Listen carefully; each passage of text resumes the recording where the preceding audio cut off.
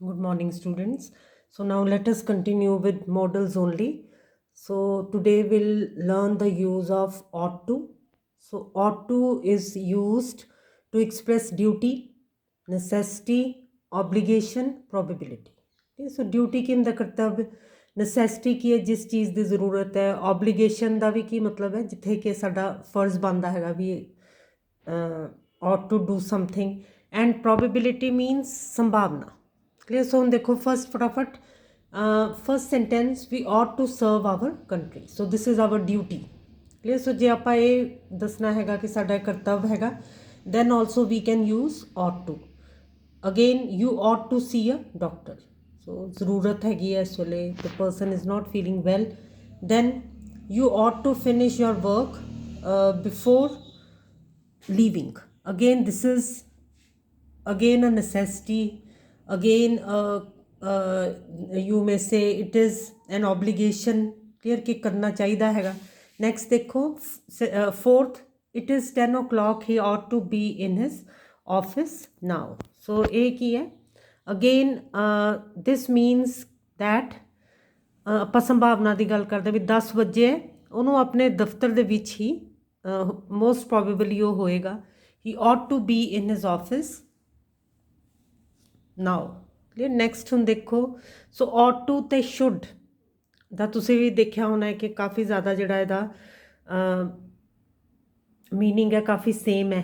Clear. But ought to ਜਿਹੜਾ ਹੈਗਾ ਉਹ ਘੱਟ ਯੂਜ਼ ਹੁੰਦਾ, it is stronger and it is ਜਿਸ ਤਰ੍ਹਾਂ ਤੁਸੀਂ ਕਹਿ ਸਕਦੇ ਹੋ ਕਿ ਥੋੜ੍ਹਾ ਜਿਹਾ ਸਟਰੋਂਗ ਹੈਗਾ ਕਿ ਤੁਸੀਂ ਜੇ ਕਿਸੇ ਨੂੰ ought to ਕਹਿੰਦੇ ਹੋ ਤਾਂ ਅਗਲਾ ਪਰਸਨ ਥੋੜ੍ਹਾ ਜਿਹਾ ਇਹਨੂੰ ਗੁੱਸਾ ਕਰ ਸਕਦਾ ਹੈ ਕਿ ਤੁਸੀਂ ਜ਼ਿਆਦਾ ਹੀ ਉਹਨੂੰ ਉਪਦੇਸ਼ ਦੇ ਰਹੇ ਹੋ। So should is more mild.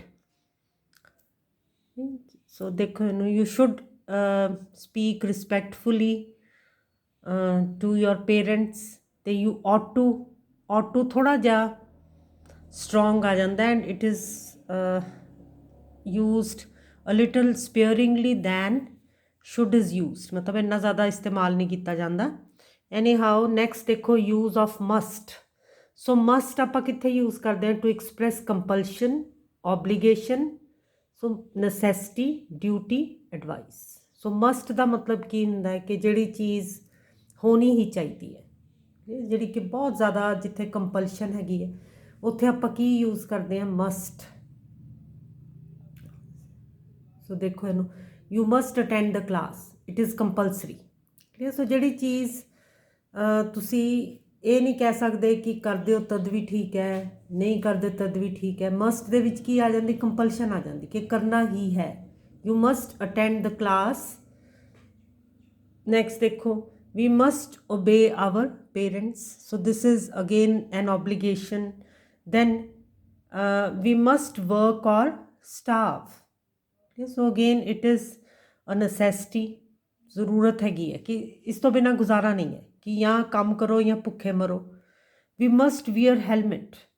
again ਜਿਹੜੀ ਚੀਜ਼ ਜਦੋਂ ਆਪਾਂ ਕਹਿੰਦੇ ਨਹੀਂ you should wear a helmet, ਉਹ ਫਿਰ ਕੀ ਹੋ ਜਾਂਦਾ ਕਿ ਪਾਉਂਦੇ ਹੋ ਤਦ ਵੀ ਠੀਕ ਹੈ, ਨਹੀਂ ਪਾਉਂਦੇ ਹੋ ਤਦ ਵੀ ਠੀਕ ਹੈ। But when we use must, so ਫਿਰ ਕੀ ਹੋ ਜਾਂਦਾ ਕਿ ਨਾ ਪਾਉਣ ਦਾ ਮਤਲਬ ਹੀ ਨਹੀਂ ਹੈ। So must is very very strong, ਔਰ ਮਸਟ ਦਾ ਮਤਲਬ ਕੀ ਹੁੰਦਾ? ਕੰਪਲਸਰੀ, ਸਮਥਿੰਗ ਜਿਹੜੀ ਕਿ ਤੁਹਾਡੀ ਚੋਇਸ ਨਹੀਂ ਹੈ। ਵੀ must wear helmet.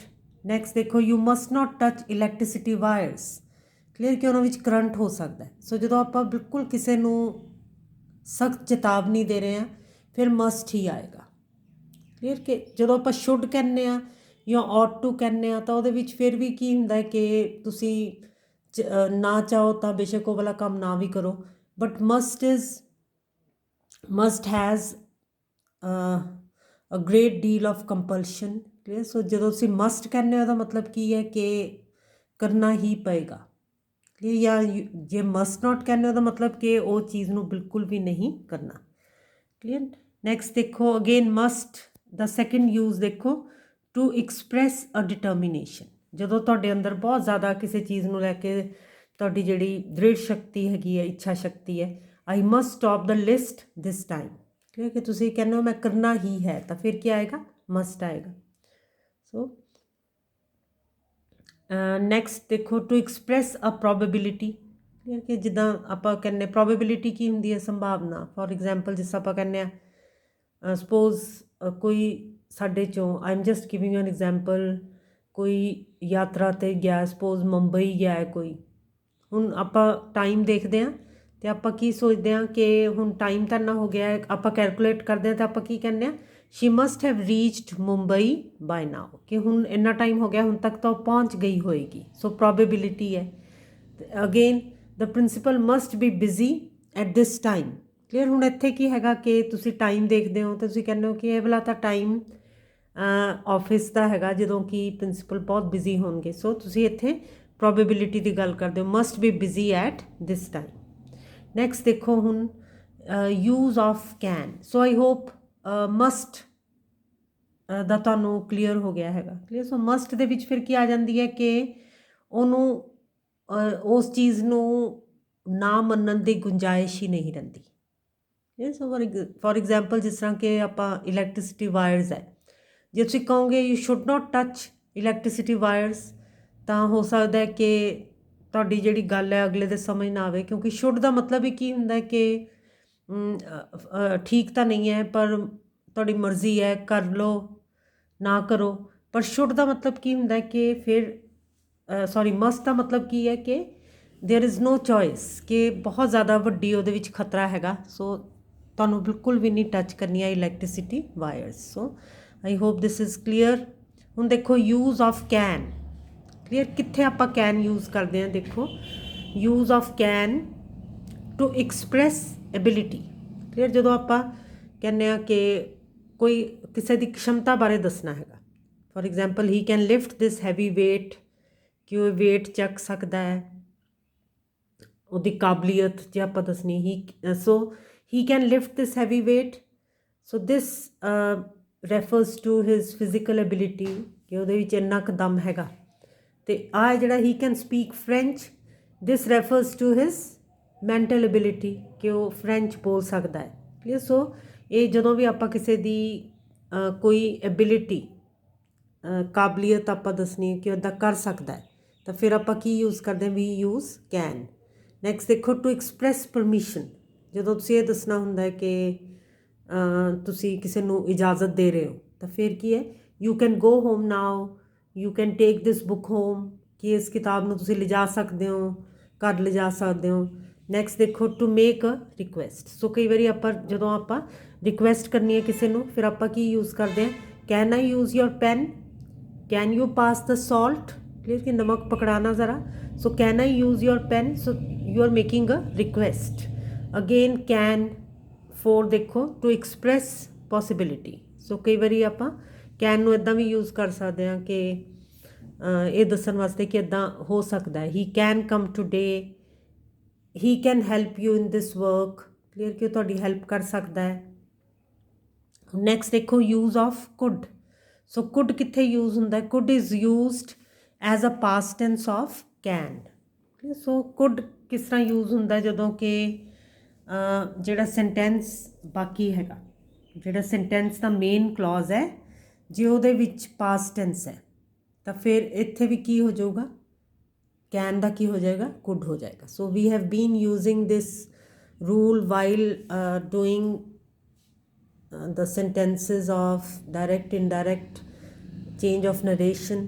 clear। so ਜਦੋਂ ਵੀ ਆਪਾਂ ਸੈਂਟੈਂਸ ਦੇ ਬਾਕੀ ਹਿੱਸੇ ਵਿੱਚ, ਜਿਸ ਤਰ੍ਹਾਂ ਮੇਨ ਕਲੌਜ਼ ਹੈ ਜਿਹੜਾ, ਉਹ if there is past tense in the main clause, ਫਿਰ ਇੱਥੇ ਕੈਨ ਨਹੀਂ ਰਹੇਗਾ, ਕੀ ਹੋ ਜਾਏਗਾ, ਕੁਡ ਹੋ ਜਾਏਗਾ। So it is, so can is the past tense of could is the past tense of can.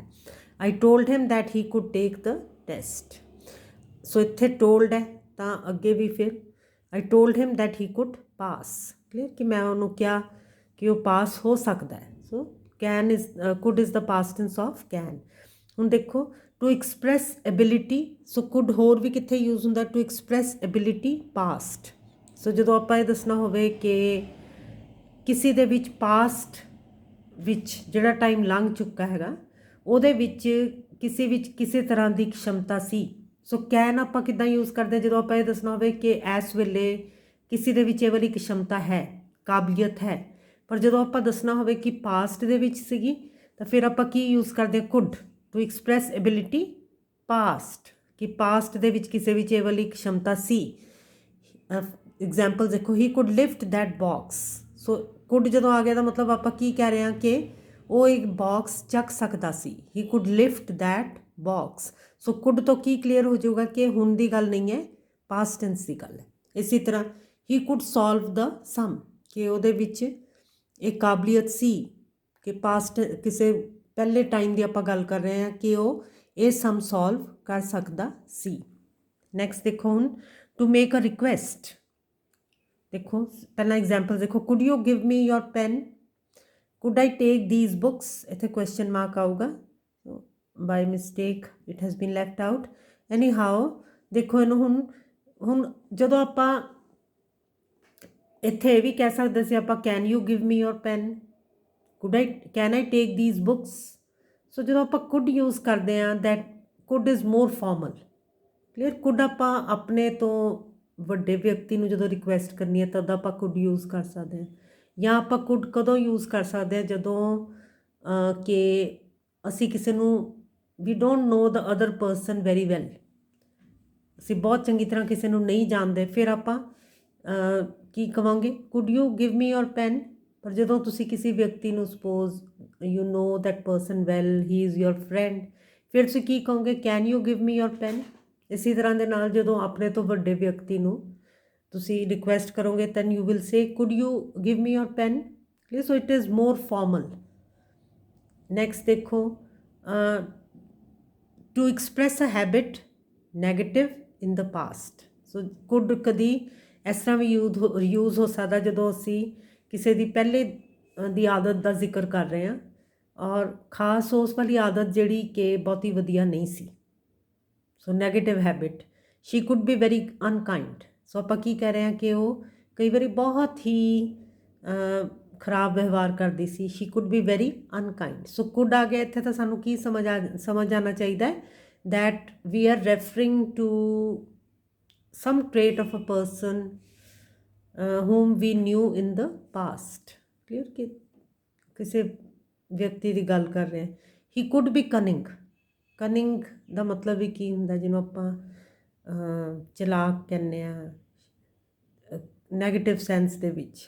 So he could be cunning। so I hope these are clear and these are not very difficult also। ਇਹਨਾਂ ਨੂੰ ਬਸ ਨਾਲ ਨਾਲ ਦੇਖੀ ਜਾਓ। now let us try some sentences, let us do some practice। देखो इन्हू हुन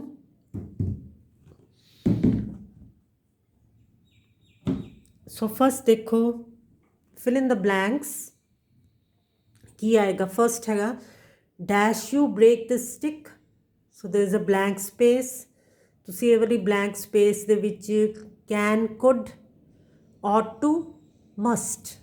clear? इन्हां चारां चों कोई भी आ सकता है। सो देखो फर्स्ट विच की आऊगा, dash you break the stick. So की आएगा, can you break the stick. कि तुसी कह रहे हो कि तुसी ये स्टिक तोड़ सकते हो। सो कैन हमेशा कदों आंदा जदों असी किसी दी क्षमता बारे गल कर रहे हैं कि वो ये काम कर सकता है कि नहीं। So can you break the stick. Next देखो, dash you do me a favour please. So तुसी की कहोगे, की कह रहे हो इत्थे, मेरा काम करोगे। So whenever you are requesting then you may use can और यू मे यूज़ कुड। हुण इत्थे की आएगा देखो।